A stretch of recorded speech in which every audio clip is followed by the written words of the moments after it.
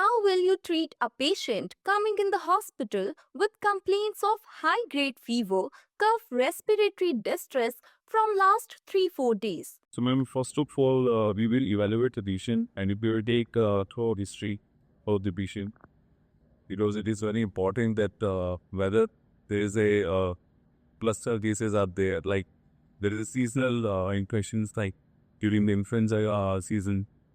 So, if the patient is having cough and respiratory stress, so a thorough history is important. Whether he has taken some kind of medication, whether he has taken some medications, is there any reports that he has done outside the hospital? And if the patient is in sepsis and according the probable or the possible source of infection or his system, like by the history, most probably uh, uh, he's suffering from the respiratory tract infection. So we will choose the treatment according to the system. And secondly, we will prescribe few investigations, general investigations like the CBC, by which we can control whether patient is having some kind of infection, whether it is bacterial, whether it is viral. We will take culture also. And if patient is in sepsis, then we have to give some antibiotic, maybe Empirica, because in the case of sepsis, early antibiotic is essential for the patient because patient is at respiratory distress. We can also contact the lab and we can get the initial microbe which is there, probably a smearing culture or blood culture, and accordingly we can change our antibiotics. Innovation is necessary for all the patients. Now, if supposedly patient has community acquired pneumonia, so we will start with beta-lactam antibiotics along with any anaerobic coverage, which could be macrolide or doxycycline. So this would be the initial treatment with the sputum culture sent, and if the lab reports show otherwise, we will change the antibiotics. I think our team has given a good answer. A patient with high-grade fever with the duration of only and only 3 days, along with the respiratory distress. So their first comment that we have to see what is the weather, what is the normal patient's flow, whether it is the flu season is there or it is the something else is there. So if we are in India, then first we have to evaluate what is the etiology, whether it is the viral, it is a bacterial, or it is some atypical kind of infection. I think if we stay in USA, they will first go and they will take early sample for the genome. They will see that if it is the viral, so they will go for a simple test. They will send the RT-PCR and they will see that it is. So early detection is of the microbe. So what it is? For in community approach, as you said, we were having a discussion with the LHS system and misuse and overuse of antibiotic, whether we should start antibiotic or we should not start antibiotic at this section. So I think if it is a viral entity, then we should not start antibiotic. If it is the consolidation is there and X-ray test is suggesting that it is an infection as a low respiratory infection, then yes, you have said very, very rightly that we should start even beta-lactam along with the cover of atypical infection. So it is a common practice and common approach. Since it is only and only for 3 days duration, so most probably it is a community acquired, it is a viral patient, is not to be transferred from the other healthcare center. So it is a right approach. We in India, we cannot afford the RT-PCR for every test. So I think we do this practice like if patient is more toxic. And SOFA scoring is favoring that patient is toxic and needs the ICU care, then we should go with this approach. Otherwise, RT-PCR to be kept. Therefore, Concerns. One, just semantics. One issue is epidemiology. You have to understand that what is the epidemiology of infections at our hospital in the atmosphere. That means in the local epidemiology, that from the area about from where the patient is coming, urban, rural, semi-rural, and from that area, what are the infections coming to us? That's number one. And number two, you should be aware of the microbial profile of our patients. That means patients coming to us, what is the microbial profile? So I think there should be given by the microbiology department every 6 months. A patient admitted in ICU since 3 days, having central line, suddenly developed high-grade fever, raised TLC company of 16,000 hypotension, 90 by 60 mm HGBP. How will you manage this patient? So, ma'am, first of all, if we are suspecting catheter indwelling infection, we'll remove the catheter as soon as possible. We will send the cultures, bloodstream cultures as well as urine cultures, and then we'll see, actually go for the antibiotics which are covering the Staphylococcus aureus, because that is the most common infection spreaded through the catheter as well as skin. So we would start with positive coverage. It could be clindamycin, and we wait for the culture reports. That's all. आप counter करना चाहेंगे? I think straight going for a specific antibiotic, whether we should look for the source, whether the source is the central line, and whether the source, if there is nearby other patients are also there. So maybe because of the other patient, we should holistic approach we should adopt, and we should send all the cultures. We should review the antibiotics, whether initially patient has given some antibiotics, whether he is responding or not. The trend of TLC, whether initially it was low and right now it is rising. So we have to analyze all the situations, and accordingly, because antibiotic, there has to be some kind of antibiotic going on. So if he is not responding, then we can choose some other antibiotic, and meanwhile we'll see the culture reports. So, sir, I think their answer is correct, but disagree with Dr. Latika. For yes, if it is the central line insertion and reform, then yes. If it is catheter associated infection, then it is a gram-negative infection. More important is what is our suggestion of hospital antibiotic policy. What is our culture sensitivity pattern in our ICUs? So I think we are seeing a change. When we joined this hospital, it was Acinetobacter was the prominent bug. Right now, it is the Klebsiella pneumonia is the prominent bug. Sensitivity pattern is far as right now concerned. Only and only beta-lactam is sensitive, only 25%. Aminoglycoside is at the tune of 20%. And carbapenem is sensitive only 50 to 60%.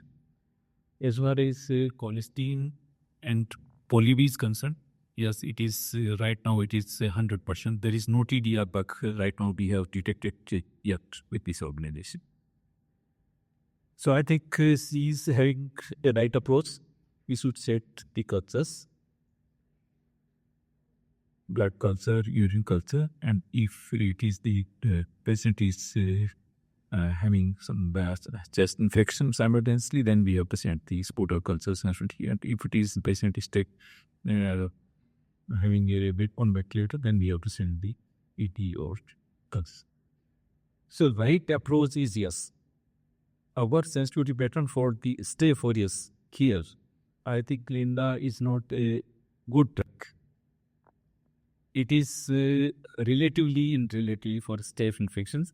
Our antibiotic and our culture sensitivity pattern is suggested that it is, if it is a staph epidermidis, then yes, we can start. If it is a staph aureus, if it is a MRSA, then Linda is not a choice. I think then it is a linazole and teicoplanin is our sensitivity pattern is suggesting. As far as cancer-associated infection, then yes, we should start early carbamino over here. And till we will wait till our culture sensitivity patterns comes, then we will change our strategy. How can a healthcare worker help to reduce the spread of MDRO infections in hospitals? Right agent for the right patient in right dose, right frequency is very important. First of all, starting from the hand hygiene, then from the prescribing antibiotics only when it's needed, not for the common infections like the respiratory infection, common cold. There is no requirement of antibiotics. Or if it's a simple diarrhea, then there is no requirement of any antibiotics. Then in the right dose, it should be there. And of course, as sir mentioned, that every hospital has its antibiotic resistance pattern. So prescribing drugs according to that is very important to minimize the resistance. How can the general public help to reduce the spread of MDRO infections in society? Don't take antibiotics without prescription of a doctor. And take medications as advised by physician properly. Do not stop antibiotics if you are feeling better.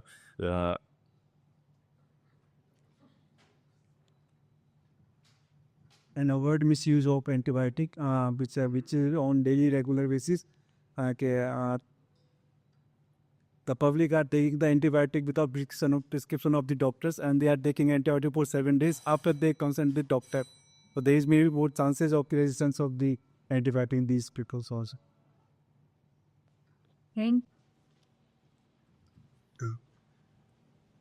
General public द्वारा अगर ये community acquired antibiotic resistance होता है, this सबसे important जो है medical shop owner होते हैं, जो अपने आप में डॉक्टर बात कर सकूँ. पेशेंट को भी लगता है कि मैं किसी डॉक्टर के पास जाऊँगा, उसको फीस देनी होगी, टाइम ज़्यादा खराब होगा.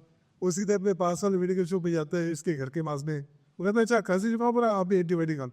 मैक्सिमम पेशेंट वाले बड़ी मात्रा है वो परचेसिंग किसी मेडिकल वाले से आप बैठ नहीं गए, इस तरह की कोई ना एंटीबायोटिक जो कॉमनली है वो आराम से लेते हैं, वो भगते हैं. और जब मैं हो सकता है वायरल होता है, मैक्सिमम केसेस वायरल होता है, तो वो रेजिस्टेंस बहुत ज़्यादा डेवलप हो जाता है उनको एंटीबायोटिक्स खाने से. तो एक तो सबसे इम्पोर्टेंट यही है कि अपने को अवेयरनेस, पब्लिक अवेयरनेस होनी चाहिए कि वो किसी भी तरह से अब एंटीबायोटिक एटलीस्ट प्रिस्क्राइब नहीं करें, क्योंकि एंटीबायोटिक बहुत प्रीशियस है.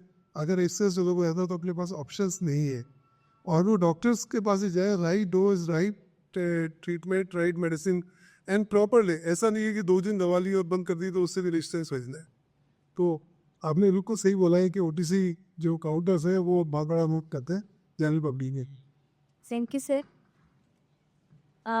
मैं मोनो मैम से रिक्वेस्ट करूं कि हॉस्पिटल में इसकी स्प्रेड को कैसे रोक सकते हैं. इन्होंने जो जवाब दिया उसमें आपको संशोधन करेंगे या कुछ आपको लगता है कि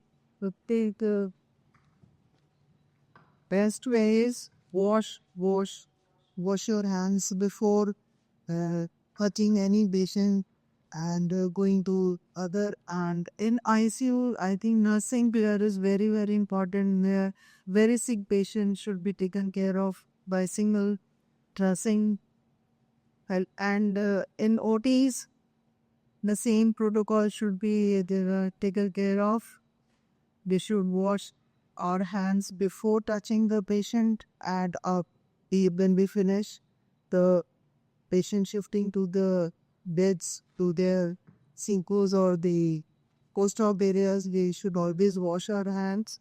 That is the best policy. I think we should take care of ourselves and for the patients as well. So we will take care of all the hospital acquired infections. Because nowadays the patients may say that we got this infection from this place, which is sometimes you feel bad here there. So I think we are doing good job.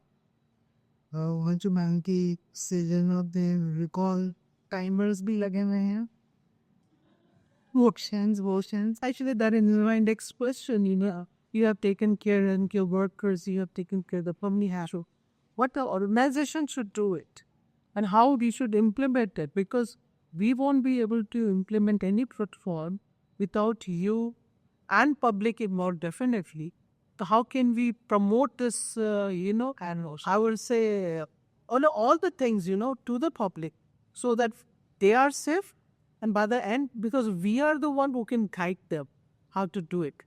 Because once patient is a patient, you people will have to take care anyway. There's no choice. But can we do before that prophylactically? What can we do to avoid all this? So you have to give us, that's what I can do. Yes, that's what I can do. What else, we are supposed to? Please let us know, and we'll make sure so that we implement all those things very religiously. Because yes, I'm very much concerned because public they go, आज ठीक है आज 7 दिन का मैंने antibiotic खा लिया, उसको एंटीबायोटिक की जरूरत ही नहीं होगी, हो सकता है उसको कोई एंटीवायरस देना फाइन लिखते, उसको कुछ और चाहिए, तो वो चलता रहता है. तो we should yes, this is what is going on actually. And where are we standing as an organization? Where are we standing at what level of infection is in this hospital? Is there any way that we can reuse it? And which bacteria or which viral, how can we take care of that to reduce it?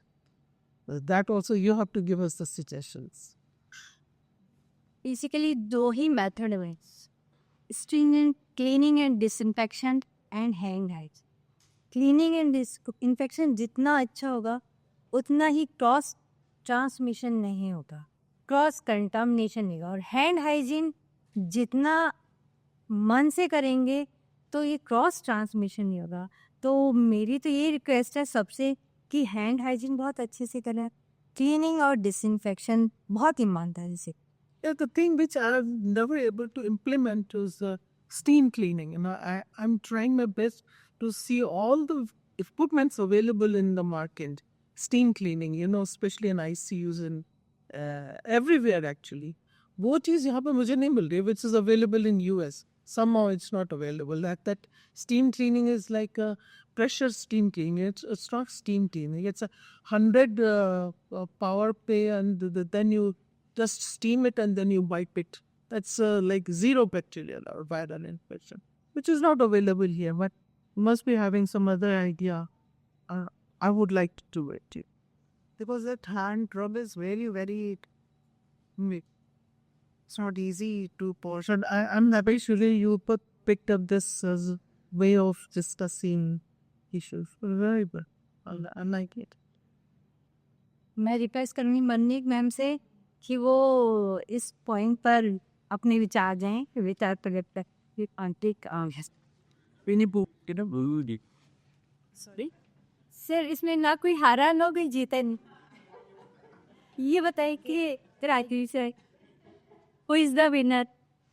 It was a joke, sir. So the teams are it's a team जो है वो win situation में. So basically जैसे अभी बात हो रही है, आई थिंक बूंद बूंद से घड़ा भरता है. तो हम एंटीबायोटिक और इसके ऊपर जाने से पहले जो है, जैसे सब बात कर रहे हैं कि hand hygiene which is very important. और हैंड हाइजीन तो अपन सबसे जो बेस्ट डिसइंफेक्टेंट होता है सोप एंड वाटर. तो आप सोप एंड वाटर से मैक्सिमम जो चीज़ें जो है आपकी क्लीन हो जाती है. तो हमें हैंड हाइजीन पे तो फोकस करना ही है, और we have been doing it for long. और उसके बाद में जो चीज़ बच जाती है दैट इज स्पोर, है ना. उसमें तो जैसे मैम का कंसेप्ट है कि अगर कुछ सॉर्ट ऑफ स्टीम डिसइंफेक्टेंट आता है तो दैट वुड बी लाइक आइसिमॉन के chemicals again unit harm etcetera. So are there most there सर्सोनेट उसके अपने वो साइड इफेक्ट होने शुरू हो जाते हैं. कार्सिनोजेनिक होती है, स्किन की प्रॉब्लम्स होती है, रैशेज होते हैं. सो हैंड हाइजीन पे तो बात कर ही रहे हैं, और हम उस पर और फोकस करें कि पब्लिक कैंपेन लगाने की ज़रूरत है जिसमें लोगों को पता हो कि ऐसे ही नहीं. वो जो एक जनरल वो चला आ रहा होता है कि अगर आप एंटीबायोटिक लोगे तो आप 1 वीक में ठीक हो जाओगे, और नहीं लोगे 7 डेज लगेगी. तो ये एक जस्ट वो है कि आप 7 डेज और 1 वीक आपने होना वैसे ही ठीक है. तो वेरी इंपॉर्टेंट कि आपको कब एंटीबायोटिक लेना है और कब नहीं लेना है, that is very important.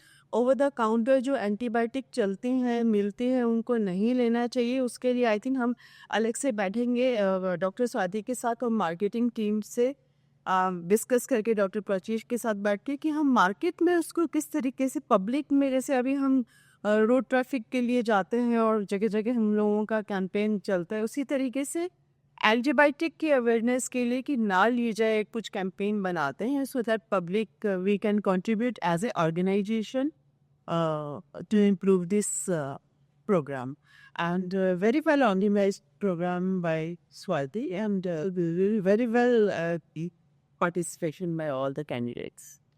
Thank you ma'am, thank you so much. मैं रिक्वेस्ट करूंगी प्राची सर से, प्लीज से फ्यू वर्ड्स। मैं तो यही कहूँगा मैम कि ये जो हमारे 6 पार्टिसिपेंट्स हैं, ये हमको थोड़े भोले भाले मिल गए, नहीं जिनको लड़ाई करना चाहिए था, कोई एक तो जीते। कैसे 6 लोग में से कोई जीत नहीं रहा है। I think That means they are well trained. they are well trained. Yes. Well trained to be obedient. But aggression भी. Oh.